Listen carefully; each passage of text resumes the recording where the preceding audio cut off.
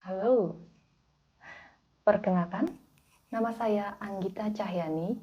Saya adalah seorang dosen di jurusan Psikologi Bina Nusantara University, sekaligus seorang peneliti di bidang eating behavior atau perilaku makan. Di sini kita bertemu dalam kursus yang berjudul Membina Hubungan Baik dengan Makanan.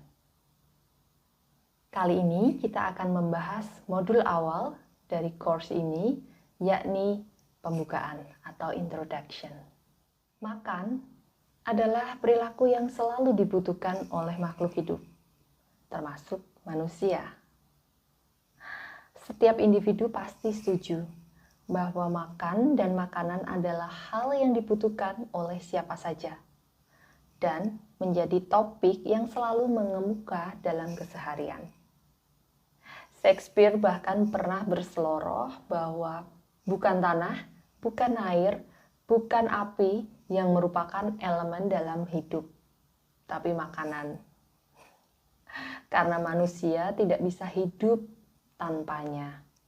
Dan tiada hari tanpa bersinggungan dengan makan dan makanan. Makan dan kesehatan adalah dua hal yang berhubungan. Hal ini sesuai dengan yang dinyatakan beribu tahun lalu bahwa makanan kita bisa menjadi obat dan obat bisa jadi makanan. Karena kesehatan tubuh manusia tergantung dari apa yang dimakannya. Oleh karena itu, perilaku makan menjadi sorotan. Salah satunya dengan naiknya angka obesitas di dunia. Obesitas atau kelebihan berat badan dan mengalami penumpukan lemak di dalam tubuh awalnya dianggap karena ada kesalahan dalam metabolisme yang tidak seimbang. Hal ini disebabkan karena makan dianggap sebagai sebuah bentuk perilaku yang adaptif, di mana proses makan dimulai dengan rasa lapar dan diakhiri dengan rasa kenyang. Sudah diatur sedemikian rupa oleh tubuh dan otak. Dengan kata lain, homeostasitas atau keseimbangan dalam tubuh selalu terjaga untuk mekanisme lapar kenyang sehingga menjaga asupan makan atau perilaku makan kita. Misalnya kita bisa lihat melalui sistem periferal, ketika kita merasa lapar, perut akan mengalami kontraksi sehingga berbunyi, dan ini berguna sebagai pemberitahuan kepada otak bahwa kita perlu makanan. Dibantu oleh hormon CCK, makanan kemudian dicerna, kemudian berjalan melalui aliran darah sehingga sampai ke otak, yang kemudian memberi sinyal kita untuk berhenti makan. Selain itu, mekanisme lapar dan kenyang juga diatur sedemikian rupa melalui unsur kimia di dalam darah. Dalam hal ini, glukosa, insulin, dan leptin.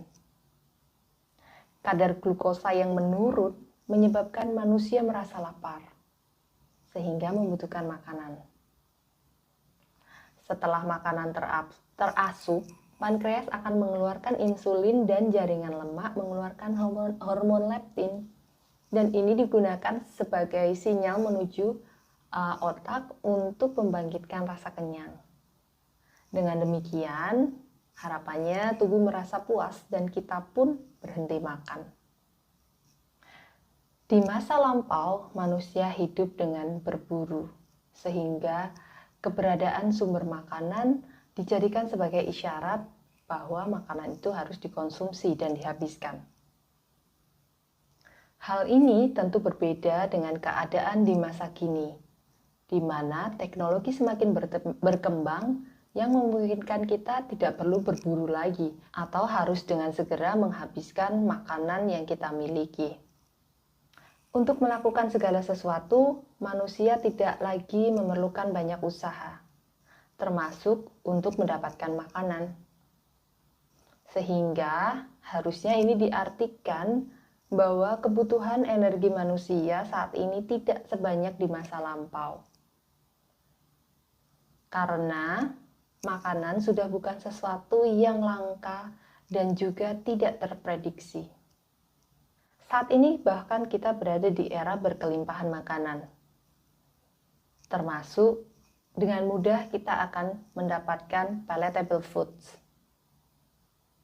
Palatable food yang dimaksud adalah makanan yang pada umumnya tinggi kalori, berharga murah, tinggi kandungan gula, garam, dan lemak.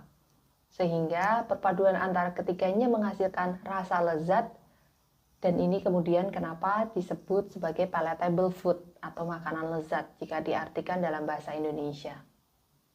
Nah, ini semua muncul karena hasil modernisasi dan juga kemajuan teknologi.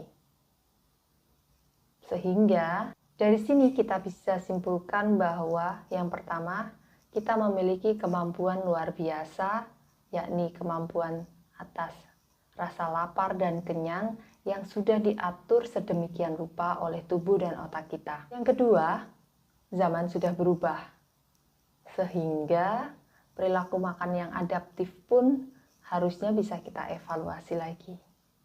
Lingkungan yang dipenuhi oleh palatable foods dan juga kemudahan-kemudahan yang kita hadapi, harusnya kita sikapi dengan juga menyesuaikan perilaku makan kita. Lingkungan yang berkelimpahan makanan, kemudahan teknologi, tentu saja ini kemudian menggeser bagaimana cara kita memandang makanan dan bagaimana perilaku makan itu sendiri. Jika dulu orang harus makan begitu banyak karena sumber daya yang minim dan juga belum ada teknologi untuk menyimpan terlalu lama, saat ini tidak perlu kita lakukan seperti itu. Dengan mekanisme-mekanisme yang begitu luar biasa, seharusnya kita bisa tahu dan juga kita bisa terampil tentang bagaimana kapan kita harus memulai makan dan kapan kita harus berhenti makan. Karena secara alami tubuh akan memberitahu hal ini. Tapi nyatanya tidak demikian. Kaplan dan Kaplan tahun 1957 mengungkapkan bahwa obesitas bukanlah sebuah gangguan metabolisme, melainkan disebabkan oleh perilaku makan yang berlebihan. Lebih lanjut, menurut mereka, terdapat sebuah mekanisme yang sifatnya non-nutrisional yang membuat orang menjadi makan berlebihan. Dan inilah sebab dari obesitas. Kaplan menyebutnya sebagai gangguan dalam rasa lapar dan nafsu makan. Misalnya, kehadiran suatu stimulus yang sering diasosiasikan dengan hal-hal yang berkaitan dengan makan. Nah, mekanisme ini yang kemudian disebut sebagai abnormal eating. Ahli yang lain kemudian menambahkan abnormal eating, yakni sebagai perilaku makan untuk menurunkan rasa takut dan juga kecemasan. Teori ini kemudian dikenal sebagai psychomatic theory atau sebuah teori yang berfokus membahas kelebihan makan dari sisi emosi. Ini yang lambat laun nanti terkenal sebagai emotional eating. Kemudian di tahun 1960-an muncul sebuah teori yang disebut dengan externality theory.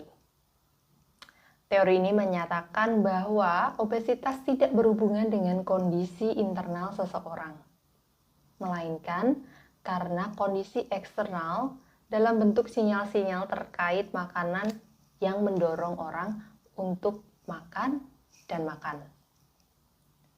Sinyal-sinyal tersebut bisa berupa kelezatan dari makanan tersebut, penampilan, bau, atau hal-hal yang berhubungan dengan hal yang lain seperti jam makan.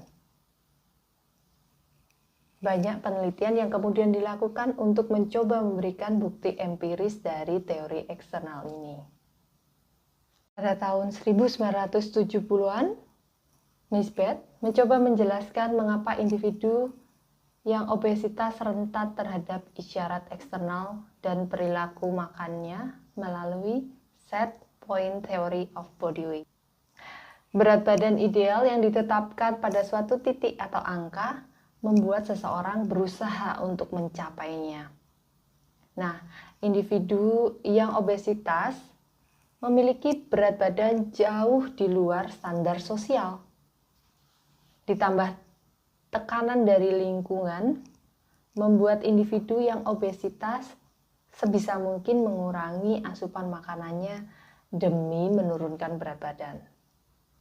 Dan keinginan untuk mengurangi inilah yang justru membuat mereka menjadi kelaparan dan justru menjadi rentan terhadap isyarat eksternal. Nah, teori ini kemudian berkembang menjadi landasan dari restraint eating theory atau makanan yang dibatasi pada tahun 1980 oleh Herman and Polivy.